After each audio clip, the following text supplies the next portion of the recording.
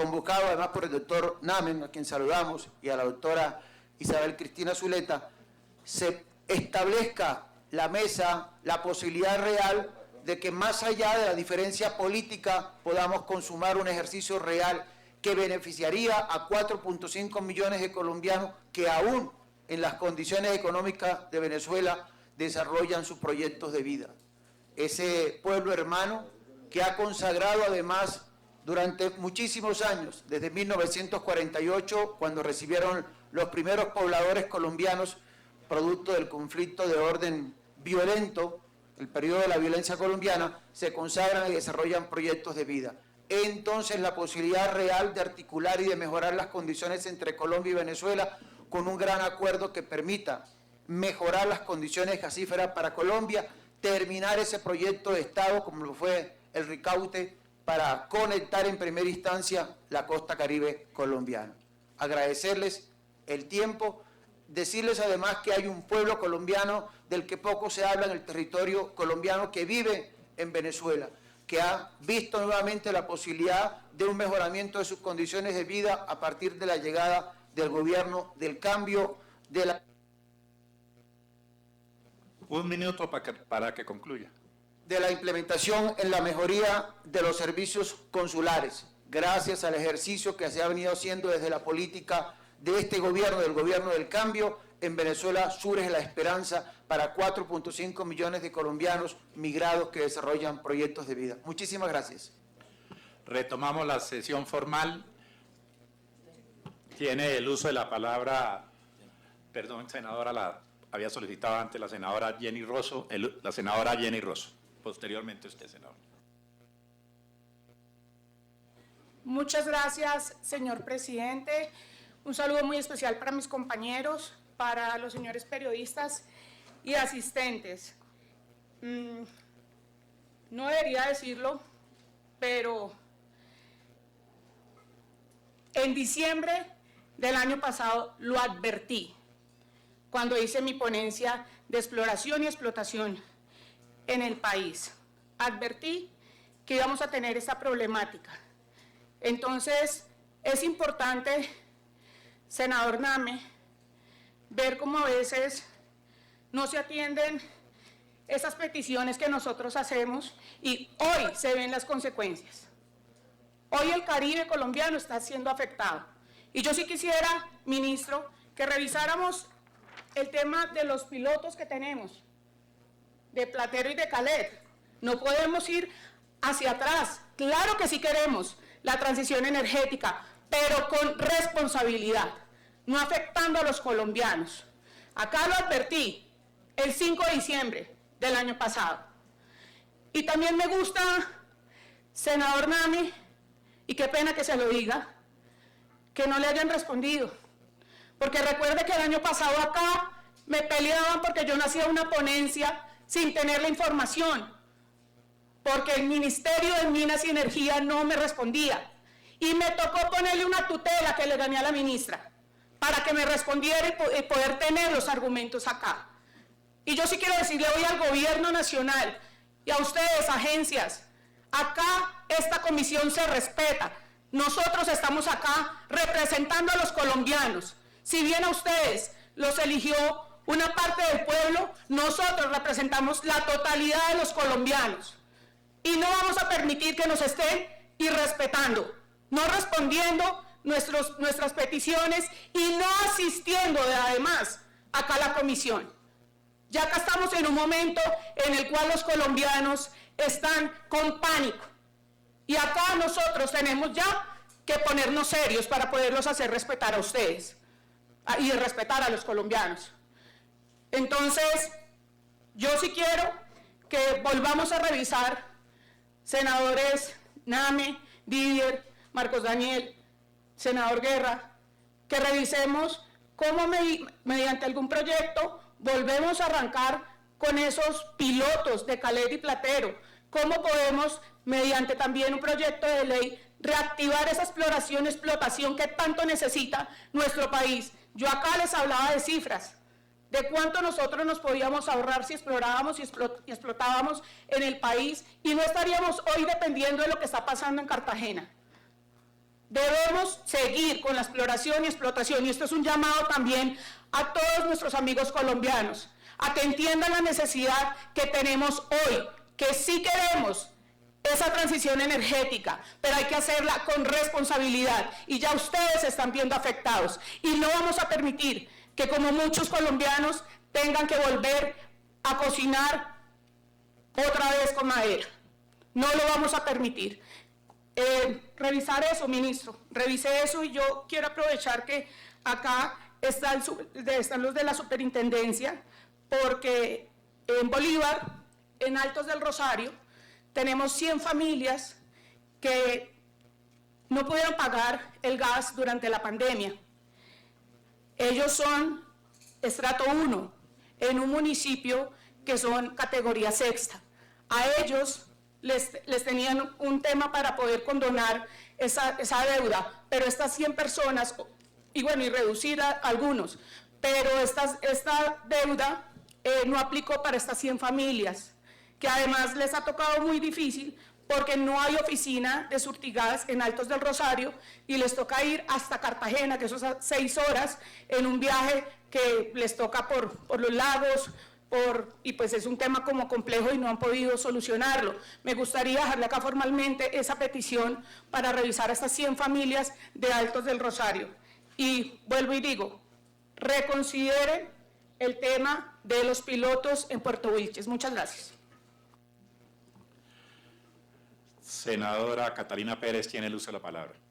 Mil gracias y un saludo para todos mis compañeros senadores y senadoras, también para el ministro. Compañeros, realmente es muy importante este debate, tiene una importancia grandísima, porque nosotros nos preguntamos desde los territorios quiénes fueron los que les dieron las concesiones, por ejemplo, a Canacol, que son empresas multinacionales que no les interesan nuestros territorios. Nosotros tenemos serios problemas en los territorios porque estas empresas como Canacol no cumplen los acuerdos. Por ejemplo, Canacol, en el acuerdo del JOBO del 2015, se prometió a cumplirle a los territorios con escuelas, con hospitales, con vías terciarias, y es la hora que no le ha cumplido. Por eso, para nosotros y nosotras es muy importante esta discusión, porque no estamos contentos y contentas con las empresas internacionales que se llevan toda la riqueza de nuestros territorios y nos dejan la miseria a nuestro pueblo, como es el caso de níquel, de la empresa que se lleva el níquel y deja la pobreza en los territorios de nosotros, como son estos municipios, que uno va a esos municipios y encuentra es la pobreza. Y cada vez esa pobreza es más grande porque no tenemos las vías terciarias, no tenemos realmente una vida digna en los territorios, y cada vez se ve la división entre la clase que lo tiene todo y la clase que no tiene nada. Por eso es importante seguir estos debates y que tengamos en cuenta pues la intervención que hizo nuestro compañero de Venezuela, para buscar realmente esa amistad y esa conciliación y resolver el problema de la energía de una forma amigable que le sirva a Colombia y que le sirva a nuestro país y a los territorios marginados. Por ejemplo, nos damos cuenta nosotros cómo los territorios marginados, como son los que sufren más el tema de la emergencia climática, que son los campesinos, las campesinas y nuestras poblaciones indígenas y afrodescendientes. Eso realmente es una situación que tenemos que resolverla desde el ministerio, que nuestro ministro realmente tenga la sabiduría de que todas estas empresas que están aquí en el territorio, que nos dejan solo el recalentamiento, como es en San Pedro, y como son en varios municipios, como es, por ejemplo, las ciénagas de Tofeme, que con la minería y con la sísmica de Canacol era una ciénaga que era una soberanía alimentaria para los campesinos y la región de Caimito. Hoy en día usted no encuentra nada, ¿por qué? Porque usaron la sísmica para buscar el gas y eso no nos ha beneficiado a los territorios. Por eso, pues, es importante que se sigan estos debates con una atención y con una búsqueda de la solución a nuestro pueblo y que esa solución realmente beneficie a los territorios olvidados de nuestro país. Tiene el uso de la palabra, señor Ministro de Minas y Energía. Perdón, ministro. Vamos a aprobar unas proposiciones antes de darle el uso de la palabra al señor Ministro de Minas y Energía. Sí, señor presidente, con su autorización, una sola proposición que está pendiente antes de que los señores senadores.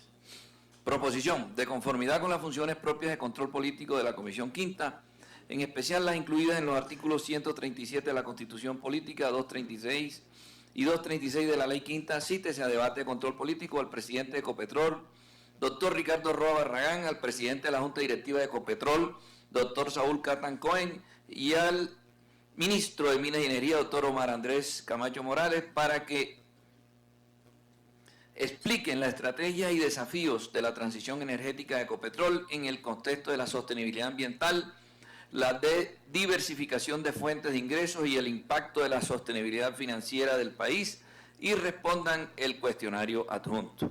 Invítese al Contralor Delegado para los Asuntos de Minas y Energía, doctor Germán Castro Ferreira, al Procurador Delegado para los Asuntos Ambientales y Mineros, Energéticos y Agrarios, doctor Gustavo Adolfo Guerrero Ruiz. El debate se desarrollará en la fecha y hora que la mesa directiva de la Comisión Quinta Constitucional del Senado de la República lo designe. Atentamente, José David Name Cardoso, senador de la República, Didier Lobo Chinchilla, senador de la República, y Jaime Durán Barrera, senador de la República. Está leída la proposición, señor presidente, y se anexa un cuestionario. En consideración, la proposición leída, ¿la aprueban los honorables senadores? Ha sido aprobada, señor presidente, con la firma también incluida del doctor Barreto y de la del doctor Marcos Daniel y la doctora Isabel Cristina Zuleta. Presidente, gracias. Un Tiene el uso de segundo. la palabra, senador Lobo. Gracias. Antes que pase a la intervención del ministro, quiero dejar una constancia, presidente, de que excluyo en la aprobación de las actas que se han aprobado en el día de hoy en esta comisión, el acta 49 del 20 de septiembre, la elección de la Comisión Rectora del Sistema General de Regalías, porque no estuve presidente. Entonces, para que quede constancia que me excluyo y no apruebo esa acta en el día de hoy. En el mismo sentido, dejo la constancia, señor secretario, porque ese día no estuve presente. Tiene el uso de la palabra, señor Ministro de Minas y Energía.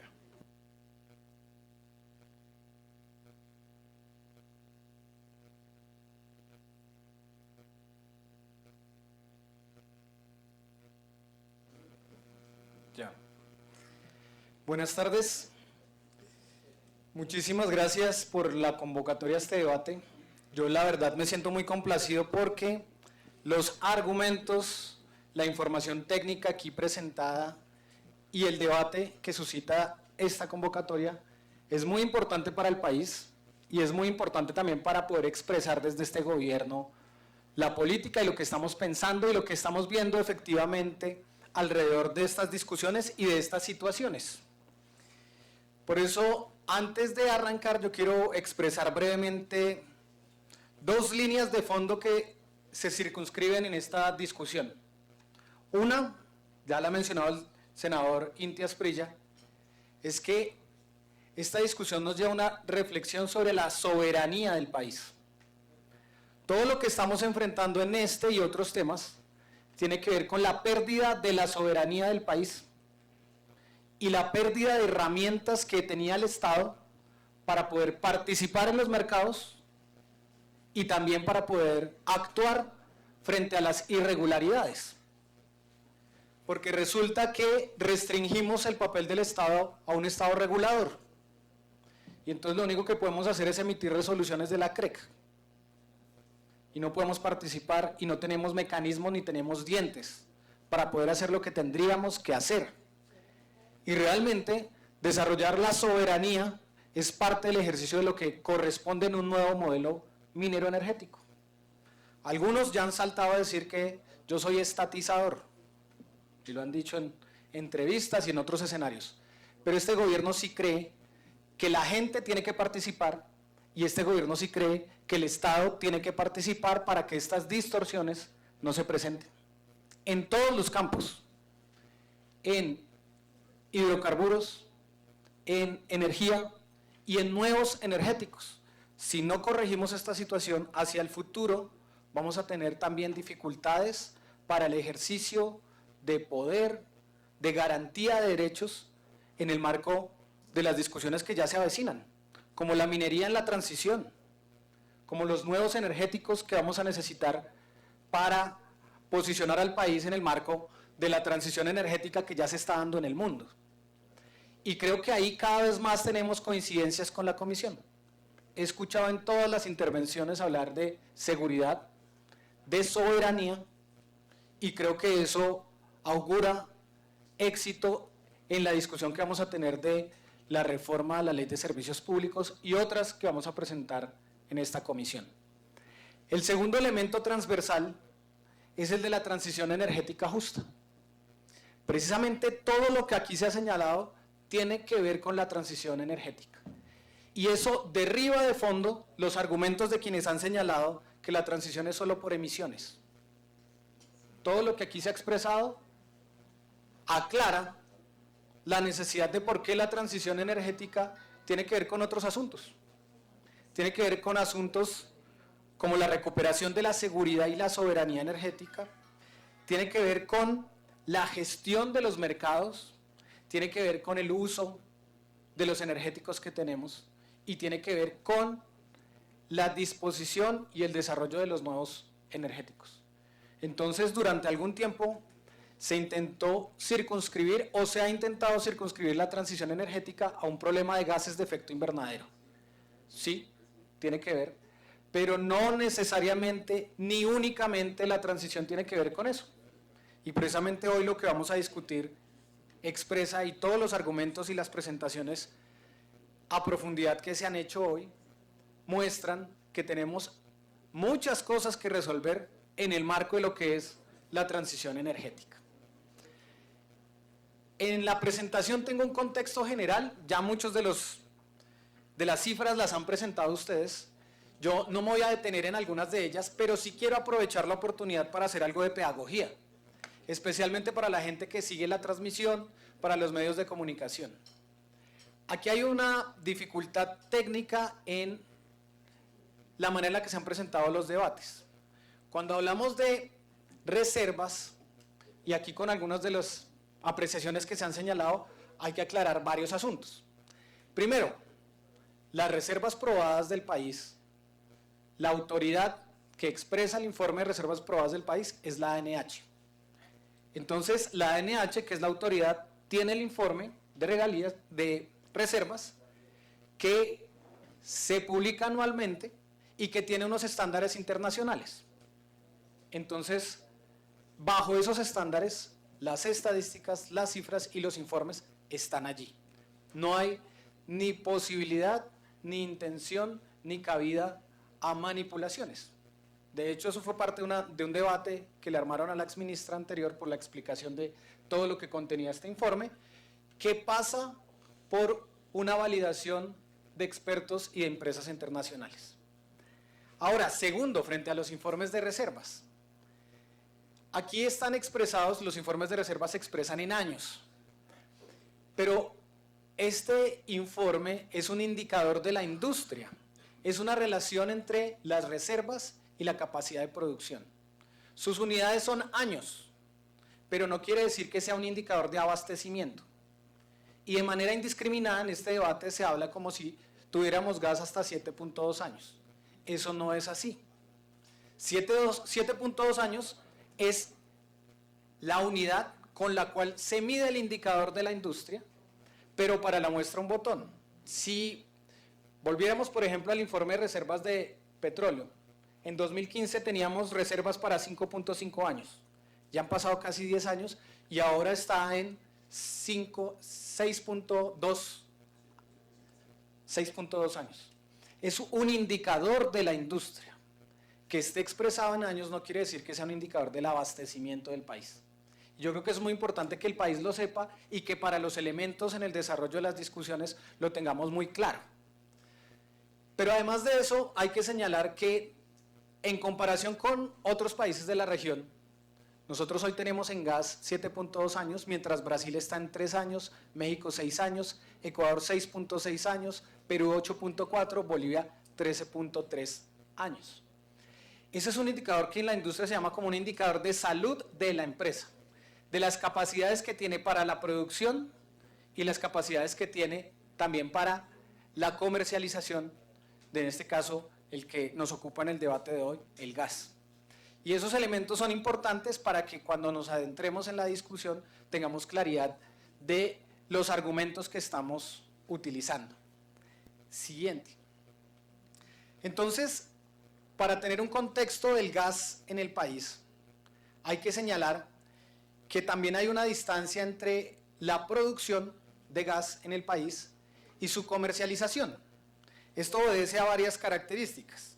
Una de ellas puede ser condiciones del gas que se encuentra, que no es aprovechable o que debe ser quemado en algunas de las condiciones. Eso está regulado y cada vez más se evita que se queme el gas, pero eso ocurre en algunos yacimientos o puede ocurrir bajo ciertas circunstancias. Pero también que tengamos un yacimiento no quiere decir que inmediatamente podamos comercializarlo. Llevarlo a superficie, como se llama en la industria, implica unas soluciones logísticas, una infraestructura que permita que sea comercializable. Y entonces podemos tener un bache o un gap entre lo que tenemos en producción o con posibilidades de ser producido y lo que tenemos con posibilidades de ser comercializado. Y allí en esa distancia se presentan algunos manejos de lo que hoy está establecido en el mercado de la comercialización del gas. Entonces, como lo expresa esta lámina, tenemos 1.565 millones de pies cúbicos en producción, pero tenemos una comercialización de 1.063 millones de pies cúbicos día. La diferencia se expresa por estas circunstancias que les he manifestado. Y entonces, para aclarar algunas de las otras cosas que se han señalado, es importante hablar de la cadena de valor.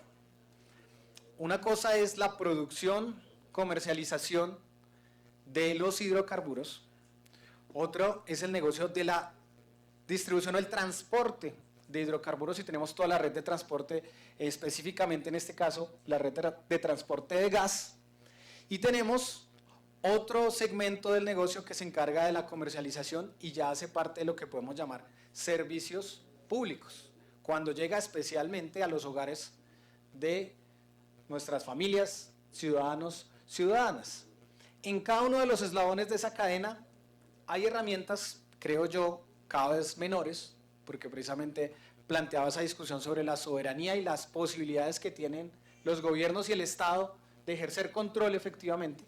Se ha cedido cada vez más, pero en cada uno de estos eslabones de la cadena hay unas entidades responsables y hay unas herramientas bajo las cuales se desarrolla el seguimiento, la fiscalización, el monitoreo. En el caso de la exploración y la explotación, la entidad rectora es la Agencia Nacional de Hidrocarburos. En el caso del transporte, tenemos una entidad responsable de regular el mercado que es la CREC, Comisión Reguladora de Energía y Gas. Y en el caso de la entrega del gas a usuarios, usuarias, hablamos de la Superintendencia de Servicios Públicos Domiciliarios. Y es importante entender ese marco para identificar cuáles son las herramientas que tenemos en cada momento. Entonces, Cuando ahorita hablemos de la situación que encontramos con Canacol, entonces ahí podremos identificar quiénes y por qué podrían o deberían actuar. Aprovechando que señalo el tema de la exploración, voy a intentar, me gusta como que en los debates ir como respondiendo algunas de las cosas para, senador, ir generando la tranquilidad que me sea posible, porque hay algunos asuntos que sí seguirán en debate y que son producto de la discusión de país que tenemos que dar. Entonces, refiriéndonos a la exploración y la explotación, quiero dejar muy claro que este gobierno no ha prohibido la exploración, ni tiene como propósito prohibir la exploración, ni se ha trazado como una meta eliminar la exploración en el país. Lo que hemos considerado, y desde que yo llegué, incluso ustedes lo han escuchado desde mi primera entrevista, yo les he dicho, el país va a mantener la actividad exploratoria. Incluso vamos a aumentar la actividad exploratoria en clave de transición energética. Y en concreto, porque eso es con hechos, ¿qué estamos haciendo? El día de ayer ya fue publicada la resolución de la Agencia Nacional de Hidrocarburos que se construyó a lo largo de los últimos 4 meses, casi 4 meses de construcción, 6 meses de construcción de la resolución, con la industria, con agentes, con las entidades, para incentivar la actividad exploratoria del país. Esa es una resolución que está publicada en la página de la ANH y nos permite, con el marco existente, promover la exploración de hidrocarburos con lo que tenemos. Y allí estamos desarrollando unos mecanismos de flexibilidad, de incentivos y de acompañamiento en varios sentidos. Acompañamiento técnico, acompañamiento jurídico, acompañamiento social, acompañamiento ambiental, para que esta exploración tenga éxito. Entonces, no solo es un anuncio, no es un discurso, este gobierno está comprometido con el desarrollo y con sostener la actividad exploratoria del país. El número de la resolución, para que ustedes la puedan consultar con todo detalle, el acuerdo. Acuerdo 6 del 2023, publicado en la ANH el día de ayer. Ahí encontrarán todos los términos bajo los cuales este gobierno está incentivando la exploración de hidrocarburos. En esa misma línea, para hablar de la exploración, hay que señalar también que lo que está haciendo este gobierno es construir un nuevo marco también para empezar a explorar nuevos energéticos. Y estamos desarrollando, estamos dando los pasos para identificar la posibilidad de hallar hidrógeno blanco en nuestro país. Un nuevo energético que es tendencia mundial y que podría resolver en el marco de la transición energética muchos de los problemas que tiene el mundo y que tiene el país. Y también estamos desarrollando el marco regulatorio, pero todas las herramientas jurídicas, técnicas, para desarrollar la exploración de geotermia en el país, que es uno de los nuevos energéticos que puede ser potencial para el aprovechamiento y para garantizar precisamente la seguridad y la soberanía energética del país. Siguiente lámina, por favor. Entonces, esta información ustedes la conocen, las reservas probadas de gas por departamento. Los departamentos con mayor porcentaje, con mayor participación son Casanare, especialmente, con el 49%, La Guajira con el 20%, Córdoba 9%, Boyacá 6%, Sucre 5%, Santander 4%, Atlántico 3%, Magdalena 2%. Esto para señalar algunas cosas. El departamento, bajo las circunstancias actuales, con mayor potencialidad y producción de gas está en el Piedemonte, Casanare. ¿Y allí qué venimos haciendo? Senador Barreto, usted señalaba como una de las propuestas que yo hablé en una de las intervenciones, el tema de usar poliductos multifase. Voy a explicar mejor la idea porque eso tiene que ver con esta diapositiva. Tenemos un muy buen potencial de gas que existe en el país, en el Piedemonte, pero tenemos una dificultad por la diferencia que les explicaba entre la producción y la posibilidad de comercialización. Una de las necesidades para la comercialización es tener un tubo cercano bajo el cual uno pueda extraer el gas y llevarlo a comercializar.